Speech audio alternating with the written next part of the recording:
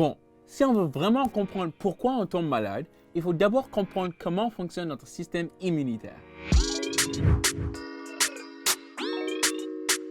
Alors, soyons clairs, le système immunitaire, c'est un peu comme tout ce qui se passe dans notre corps. C'est sacrément compliqué, mais je vais quand même essayer de vous expliquer. En gros, dans notre corps, il y a environ 30 millions de cellules de forme et de taille différentes. Mais ce qui est sûr, c'est qu'elles sont toutes tellement petites qu'on doit utiliser un microscope pour les voir. Pour mieux comprendre, imaginons que notre corps, c'est un peu comme un château fort. Et toutes ces cellules en sont les habitants. Chacun a son rôle à jouer et plusieurs sont dédiés à sa défense. Vous avez sûrement déjà entendu parler des globules blancs. Eh bien, ils font partie de notre système immunitaire. Ce système de défense ultra perfectionné, les scientifiques le divisent en 3 grandes parties. La première est une ligne de défense externe qui empêche les germes, aussi appelés agents pathogènes, d'entrer dans notre organisme. C'est tout simplement les remparts de notre château. Et à votre avis, quels sont ces remparts?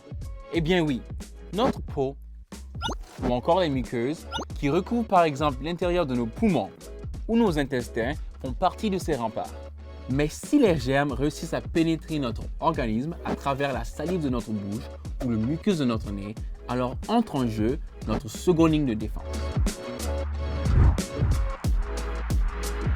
Des unités spéciales de globules blancs, appelées cellules immunitaires, vont se charger de poursuivre et tuer les germes. Parmi eux, on peut trouver des gardes, des messagers et des ramasseurs d'ordures.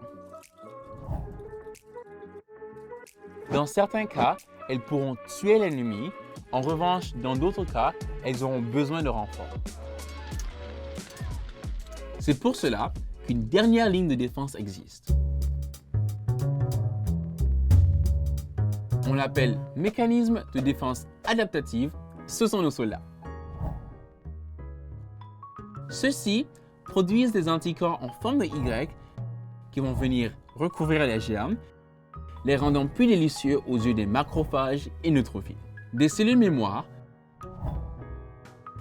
sont quant à elles chargées de récolter et d'enregistrer des informations sur l'ennemi.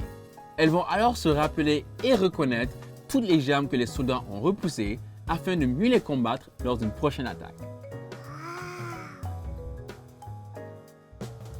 C'est d'ailleurs pour cela qu'en général, on attrape la varicelle qu'une seule fois dans sa vie.